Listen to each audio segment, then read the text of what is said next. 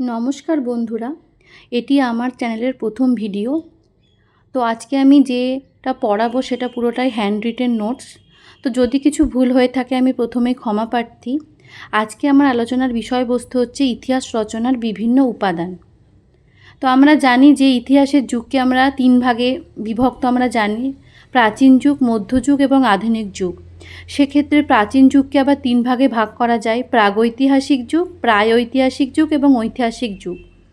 তো প্রথম যেই দুটো যুগ, প্রাগৈতিহাসিক যুগ এবং প্রায়ৈতিহাসিক যুগ, এই যুগের ইতিহাস জানা আমাদের জন্য অত্যন্ত জটিল এবং সমস্যাবহুল। কারণ প্রাগৈতিহাসিক যুগে আমরা কোনো লিখিত উপাদান বা লিপি উদ্ধার করতে পারিনি এবং প্রাগৈতিহাসিক যুগে আমরা সেগুলি উদ্ধার করতে পারলেও পাঠোদ্ধার সম্ভব হয়নি। এই দুই যুগের পাশাপাশি যে আরেকটি যুগ আছে ঐতিহাসিক যুগ, সেই যুগের বিভিন্ন লিখিত উপাদান এবং বইপত্র আমাদের কাছে মিলেছে, কিন্তু আগের দুই যুগের ক্ষেত্রে সেরকম কিছু তথ্য আমরা পাইনি। সেই ক্ষেত্রে আমাদের নির্ভর করতে হয় প্রত্নতত্ত্বের ওপর। তো প্রাগৈতিহাসিক যুগ এবং প্রায় ঐতিহাসিক যুগের ইতিহাস জানার জন্য পুরাতত্ত্ব এবং প্রত্নতত্ত্বের ওপর নির্ভর করতে হয়।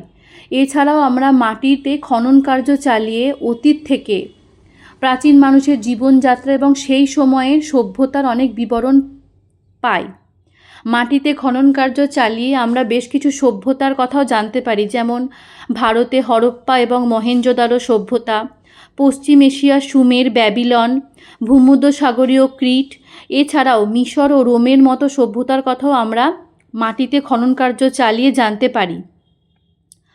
প্রাগৈতিহাসিক যুগ এবং প্রায়ৈতিহাসিক যুগের কথা জানতে আমাদের প্রত্নতত্ত্ব উপাদানের উপর নির্ভর করতে হয়। সেই রকমই কিছু প্রত্নতাত্ত্বিক উপাদান হলো জীবাশ্ম, প্রাচীন মানুষের ব্যবহৃত বিভিন্ন হাতিয়ার এবং দ্রব্যাদি, গুহাচিত্র, প্রাচীন সমাধি এবং বিভিন্ন মন্দিরের ধ্বংসাবশেষ। তো আজকে আমরা জীবাশ্ম নিয়ে খুব ছোট্ট আকারে আলোচনা করব। তো পৃথিবীর যখন সৃষ্টি হয় সেই জন্মলগ্ন থেকে আজ পর্যন্ত পৃথিবীতে বহুবার আবহাওয়ার পরিবর্তন ঘটেছে। দীর্ঘস্থায়ী উষ্ণযুগের পর এসেছে স্বল্পস্থায়ী হিমযুগ।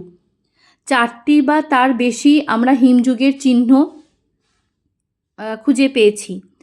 তো এই আবহাওয়া পরিবর্তনের ফলে প্রাণীকুলের এবং উদ্ভিদকুলের একটা বিশাল অংশের বিলুপ্ত ঘটেছে এবং সেই জীবাশ্ম আজও চারিদিকে ছড়িয়ে আছে। এইগুলি ইতিহাসের উপাদান হিসেবে গ্রহণযোগ্য। তো মানুষের বিবর্তনের ইতিহাসে ভারতে ও কেনিয়াতে প্রাপ্ত রামাপিথেকাস, দক্ষিণ আফ্রিকাতে অস্ট্রালিপিথেকাস, জিনজেনথপাস, চীনের পিকিং মানব, হাইডেলবার্গ মানব, লিয়েন্ডারথাল মানব, রোডেশীয় মানব এবং ক্রো ম্যাগনন মানব উল্লেখযোগ্য। তো আমরা যেসব জীবাশ্মের কথা জানলাম সেগুলো মনে রাখার ট্রিক আমি তোমাদেরকে বলে দিচ্ছি। রাম অস্ট্রিয়া থেকে জিন এনে পিকিং ও হাইডেলবার্গকে দিয়ে লিয়েন্ডারের রোডে ক্রো ম্যাগনন বানালো।